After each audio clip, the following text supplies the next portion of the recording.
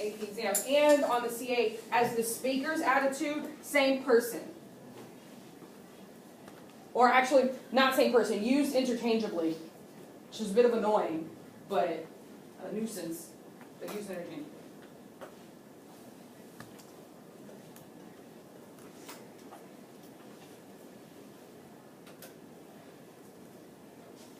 Tone's importance of poetry is that it's a direct link to theme, okay?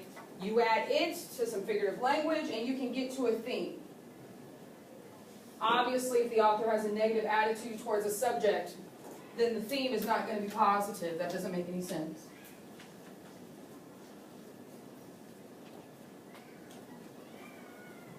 And then it's friend mood. Okay.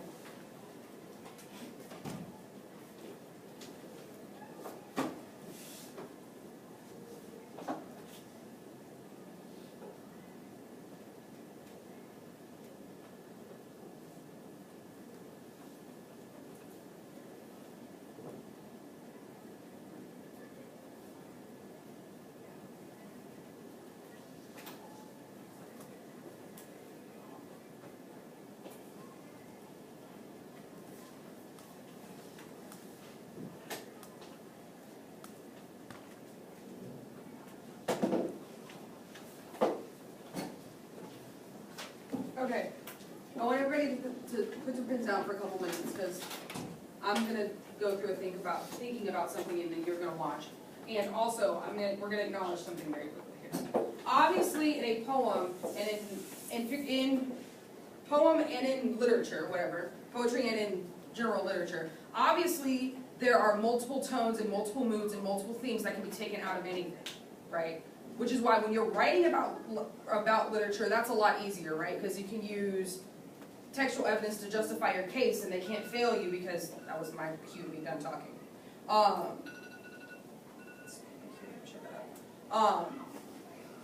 Obviously, they can't penalize you for being able to thoroughly justify your thoughts. So that's the positive part about the writing section on any test. However, the multiple choice is a bit of a conundrum, especially when it comes into poetry, right? Obviously, in some respects, you have to think like the test maker, right? So even if you're like, I could really make an argument for all of these answer choices, you need to think about the one that the test maker actually wants you to answer, right? And that's a finite sort of nuanced skill that you just have to develop. And it's all about seeing patterns in tests and all about seeing relationships between answers and answer choices, between that poem and the answer choices that you have. And that's the skill that you need to cultivate. But however, just want you to get over it right now because it's not going to change. When you get to college, you'll be hard pressed. I don't think you'll ever meet an English professor that will give you a multiple choice test on a poem. They would lose their minds. I actually think it hurts deep parts of their souls. Okay? It's all writing based, which is good, right? Because then it's more open to interpretation.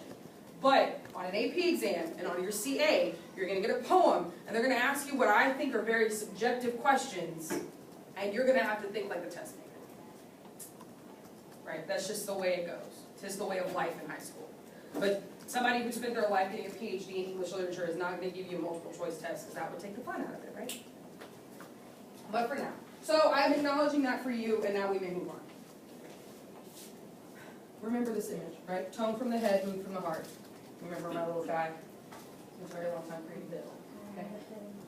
So we're going to revisit Dorothy Parker real quick, and I'm going to walk you through how I would use what I just taught you to think about a poem on a multiple choice test. Okay. So here's a revisit to Dorothy Parker, one of my favorite poets. If you're lucky enough to know the style of poetry or the type of poem that an author on a test is used to writing, then you already got a clue to probably what the poem's going to be about. I happen to know that Dorothy Parker writes a lot about love, sucking. That's her favorite thing to write about. So I read the poem. Well, first I note my stanzas, right? So this is the whole poem. It's 2 stanzas. Each stanza has 4 lines. I can bet because poetry always has a shift that there's a shift right here. Because I only have 2 stanzas, so obviously a shift has to occur somewhere. The natural point for it to occur is after the first stanza. So, once when I was young and true, someone left me sad, broke my brittle heart in 2, and that was very bad. Love is for unlucky folk, love is but a curse. Once there was a heart I broke, and that I think is worse. So I look at the form, 4 lines, they rhyme, every other line rhymes. So I'm in an A-B pattern. The one thing rhyme gives me a clue to is that the only reasons authors make things rhyme is so that they're easy to remember, right? This is nursery rhymes, mnemonic devices, all that stuff, right? It doesn't actually give you any clues into any meaning. However, it can serve as a juxtaposition between the seriousness of a topic and the sing-songy quality of the poem. So in this case, this topic, very serious, right? What's it about? Love sucking. It's about love being a bad thing. Right? But it's got this sing-songy quality to it that sort of hides an inner meaning, which is that she loved somebody, they broke her heart, and then she turned around and broke someone else's heart because of her broken heart. But the sing-songy quality of this poem that sounds like a nursery rhyme hides that. And it creates this like very awkward juxtaposition for the reader. There was something else I wanted to mention. Oh, the repetition. Obviously, I have an idea as to what the tone towards love is of this author, because she uses words like sad, bad, brittle, broke, broke again, unlucky, curse. The diction has given me a very big clue as to what the author's tone is towards this. There are no positive words in this poem, unless you count love as a positive word, or young and true, right?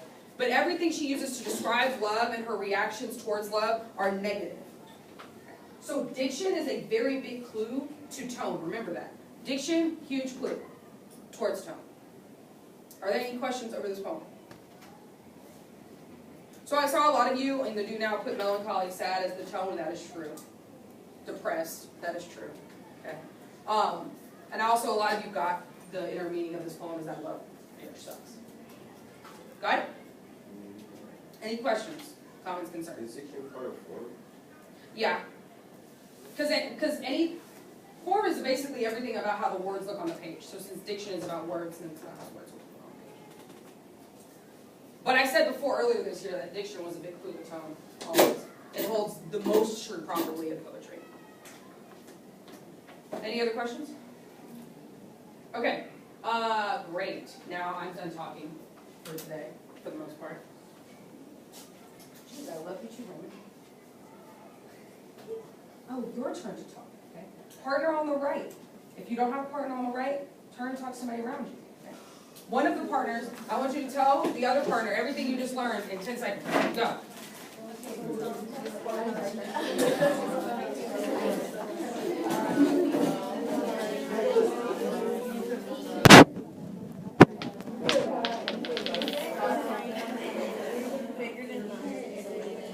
Okay, you're done.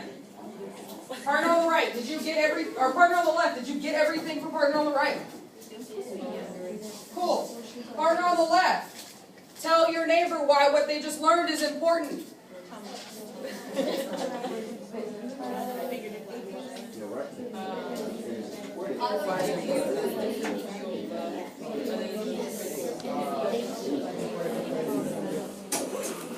Like the author.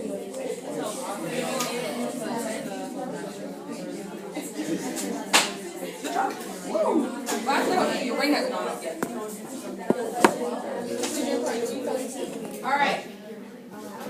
And you're done. Sweet. I heard a lot of good stuff as I walked around. I won't make you repeat it. You're welcome. Okay? Here's what you're doing next, though. Oh, okay. So, here's what we're going to do. Flip the page over.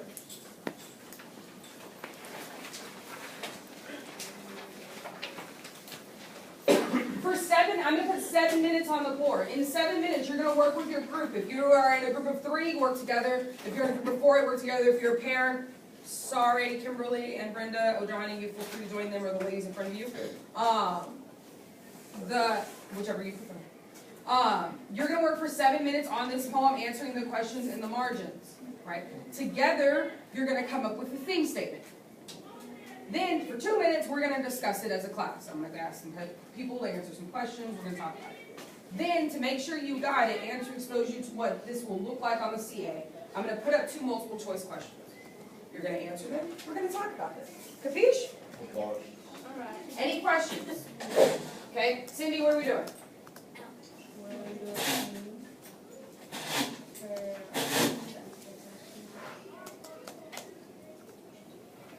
What questions? Where are they gonna be? Very good. Okay. 7 minutes, go forth and prosper about that. Yeah, that's all right.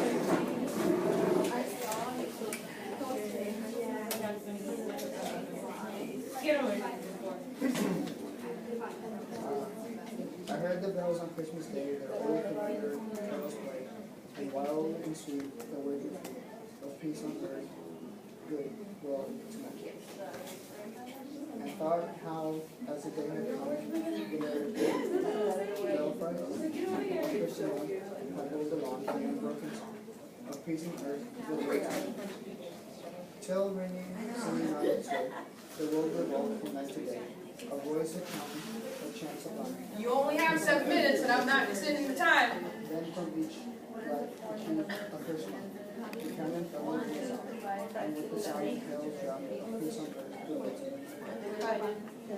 It was as if an earthquake rent the hearthstones of a continent, and made forlorn the households one of peace on earth, the waiting.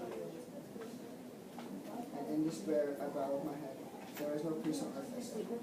For hate is strong and mocks the song of peace on earth, the waiting. Then peal the bells more loud and deep. God is not dead, nor God peace. The wrong shall fail, the right prevail. With peace on earth, good will tonight.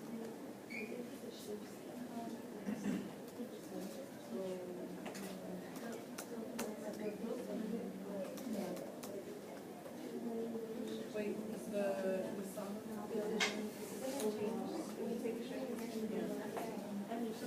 We're up to the bill.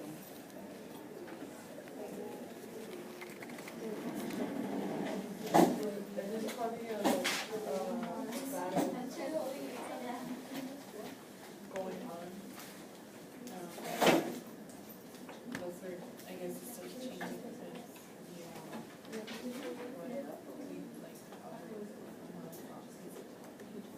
Yeah. Wait, not this one.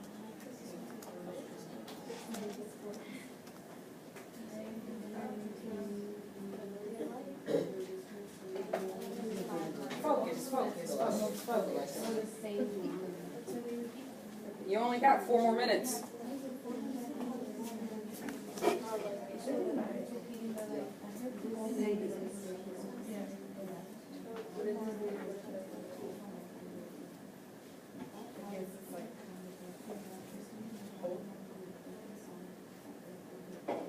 What for the last one? Yeah.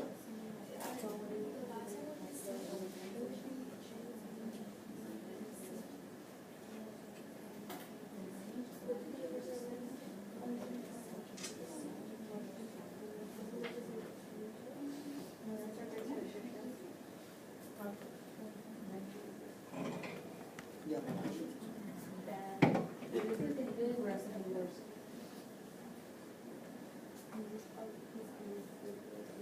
3.5 minutes. There was no peace on me.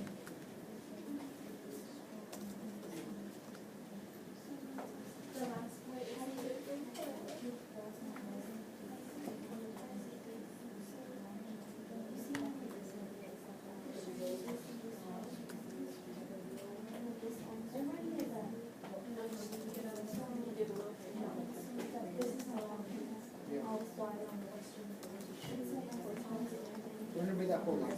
Just peace and I like how I see so many groups discussing. Oh, yeah.